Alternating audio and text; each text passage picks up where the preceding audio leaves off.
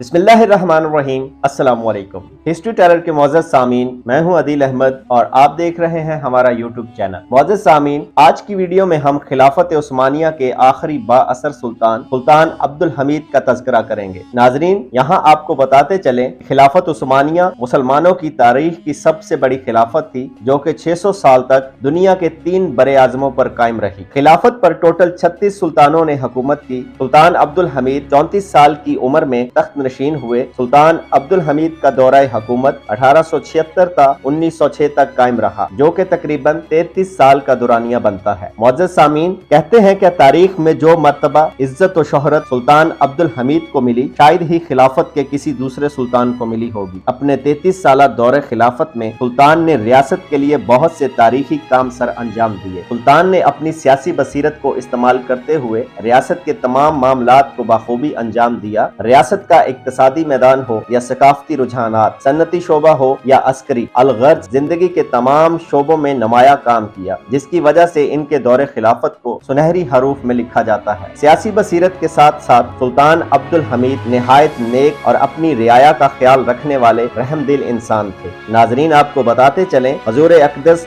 آقائے نامدار صلی اللہ علیہ وآلہ وسلم سے آپ کی بے پناہ محبت اور عقیدت کسی سے ڈھکی چھپی نہیں تھی۔ عشق رسول کے بہت سے واقعات سلطان کی زندگی سے جڑے ہوئے ہیں، جن کا تذکرہ ویڈیو میں آگے چل کر ہم کریں گے۔ سلطان عبدالحمید 16 شعبان 1258 بامطابق 1842 کو پیدا ہوئے۔ 10 سال کی عمر تھی کہ آپ کی والدہ ماجدہ کا انتقال ہو گیا۔ ان کی سوتیلی ماں نے ان کی دیکھ بھال کی۔ ان کی سوتیلی ماں کی اپنی کوئی اولاد نہ تھی، سو انہوں نے ان کی بہترین طرز پر تربیت کی اور سگی ماں کی طرح ان کی پرورش کرنے کی کوشش کی۔ سلطان عبدالحمید سے اسے بڑی محبت تھی، حتیٰ کہ جب یہ فوت ہوئی تو اپنی ساری جائیداد اپنے اس بیٹے کے نام وصیت کر گئی۔ سلطان عبدالحمید ان کی تربیت سے اتنے متاثر ہوئے، ان کے وقار، دینداری اور ان کی پرسکون مدھم آواز کو بہت پسند کرتے تھے۔ ساری عمر اس خاتون کی شخصیت کا عکس سلطان عبدالحمید کی شخصیت پر نمایاں رہا۔ سلطان عبدالحمید نے قصر سلطان میں اپنے دور کے اخلاق اور علم مایہ ناز اساتذہ سے تعلیم حاصل کی۔ انہوں نے عربی اور فارسی زبانوں پر عبور حاصل کیا،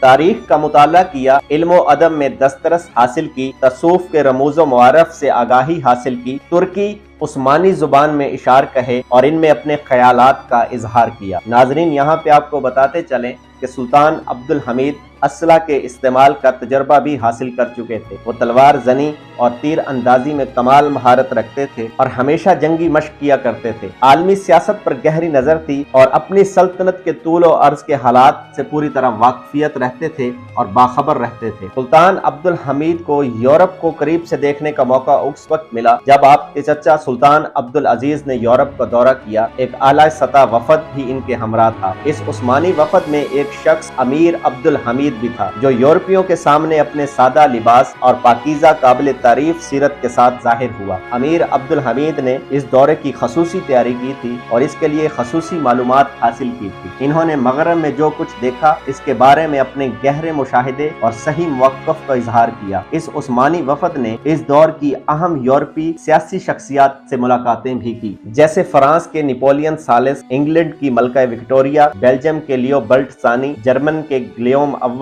اور آسٹریا کے فرانسیو جوزف وغیرہ اس میں شامل ہیں۔ اس سے پہلے یہ وفد سلطان عبدالعزیز کی قیادت میں مصر کا دورہ بھی کر چکا تھا اور مصر میں انہوں نے یورپی چکا چوند جھوٹی روشنی کا بنظر غور مطالعہ کیا۔ انہوں نے دیکھا تھا کہ کس طرح مصریوں نے یورپی تعلقات کو اپنایا ہے، جس کی بدولت ان کو بیرونی قرضوں کی ضرورت پیش آئی اور وہ قرضوں میں اس طرح جکڑ دیے گئے۔ وہ دیکھ چکے تھے کہ مصر کی یہ حالت والی مصر اسماعیل پاشا کے اسراف اور فضول خرچیوں کی وجہ سے ہوئی تھی اور مصر کو یورپ کے رنگ میں رنگنے کا نتیجہ تھا۔ اب مصر کے بعد یہ وفد یورپ کا دورہ کر رہا تھا۔ یہ دورہ 21 جون سے شروع ہوا اور 17 اگست 1867 تک جاری رہا۔ اس دوران عثمانی وفد نے فرانس، انگلستان، بیلجیم اور ہنگری کی دولت آسٹریا کو بہت نزدیک سے دیکھا۔ اس یورپی سیاحت کے دوران عبدالحمید نے کئی تجربات حاصل کیے اور بعد میں اپنے دور حکومت میں ان سے پوری طرح استفادہ حاصل کرنے کی کوشش کی۔ اپنے دورے کے دوران سلطان عبدالحمید نے یورپی زندگی، اس کے تمام لوازمات جیسے حیرت افزا اقتصادی طریقے، مختلف اخلاقیات اور ثقافتی رجحانات، صنعتی و عسکری ترقی، بالخصوص فرانس اور جرمنی کی بری اور برطانیہ کی بحری فوج، عالمی سیاسی کھیل، دولت عثمانیہ کی سیاست پر یورپی طاقتوں کا اثر انداز ہونا، بالخصوص نپولین ثالث کا اثر، عبدالحمید کے چچا سلطان عبدالعزیز اور نپولین کا ان پر دباؤ تاکہ وہ وزیر علی پاشا کی مدد کریں، حالانکہ سلطان عبدالعزیز محسوس نہیں کرتے تھے کہ وہ کسی غیر ملکی کے زیر اثر ہے۔ امیر عبدالحمید کو اپنے اس دور کے دوران اس بات کا یقین ہو گیا کہ فرانس لہو و لب کا ملک ہے، انگلستان ثروت، زراعت اور صنعت و حرفت، جبکہ جرمنی تنظیم، عسکریت اور نظم و ضبط کا ملک ہے۔ امیر عبدالحمید کو سب سے زیادہ جرمنی نے متاثر کیا، اسی لیے انہوں نے اپنے دل میں اس بات کا پختہ ارادہ کر لیا کہ جب وہ اقتدار میں آئیں گے تو عثمانی لشکر کو ٹریننگ کے لیے جرمنی روانہ کریں۔ امیر عبدالحمید اس دورہ کے دوران مغرب سے بہت متاثر ہوئے اور اسی چیز نے انہیں اس بات پر ابھارا کہ وہ اپنے ملک کے اندر مختلف شعبوں، تعلیم، صنعت، نقل و حمل، فوج میں نئی ایجادات کو متعارف کرائیں۔ انہوں نے آپ دوزوں جہازوں کی خریداری کی، ان جہازوں کو جدید اسلحہ سے لیس کیا، اپنے ذاتی خرچ پر ملک کے طور و عرض میں ٹیلی گراف کا اہتمام کیا، جدید سکولوں کی بنیاد رکھی، ان میں عصری علوم کی تدریس کو لازم کیا۔ انہی کوششوں سے پہلی بار دولت عثمانیہ میں پہلی بس سروس شروع ہوئی اور سائیکل کو متعارف کروایا گیا۔ انہوں نے ناپ تول کے لیے نئے پیمانے کے میٹر کا اجر کیا، لیکن اس کے ساتھ ساتھ یہ کوشش کی کہ کسی طرح مغربی فکر ملک میں رائج نہ ہونے پائے۔ یورپ کے اس دورے نے عبدالحمید کو متاثر کیا۔ انہوں نے یورپ کے بارے آزادانہ اور خود مختارانہ پالیسی اختیار کی، لیکن وہ کسی یورپی شخصیت سے قطعاً متاثر نہ ہوئے، خواہ اس کی صداقت جس درجہ کی تھی اور وہ دولت عثمانیہ سے کتنا ہی قریب کیوں نہ تھا۔ اس دورے کے دوران عبدالحمید کی توجہ اس ڈیبیٹ نے خاص طور اپنی طرف مبذول کی جو عثمانی صدر اعظم فواد پاشا اور بعض یورپی احکام کے درمیان ہوا۔ فواد پاشا سے اس دورہ کے دوران سوال کیا گیا کہ تم جزیرہ کریٹ کتنے میں بیچو گے؟ فواد پاشا نے اس سوال کا جواب دیتے ہوئے کہا، جس قیمت سے ہم نے یہ جزیرہ خریدا ہے اسی قیمت پر بیچیں گے۔ ان کا مطلب یہ تھا کہ عثمانیوں نے جزیرہ کریٹ کو حاصل کرنے کے لیے 27 سال تک جنگ کی ہے، لہٰذا اسے حاصل کرنے کے لیے اتنی ہی مدت جنگ کرنا ہوگی۔ فواد پاشا سے یہ سوال بھی ہوا، دنیا میں آج سب سے طاقتور ملک کون سا ہے؟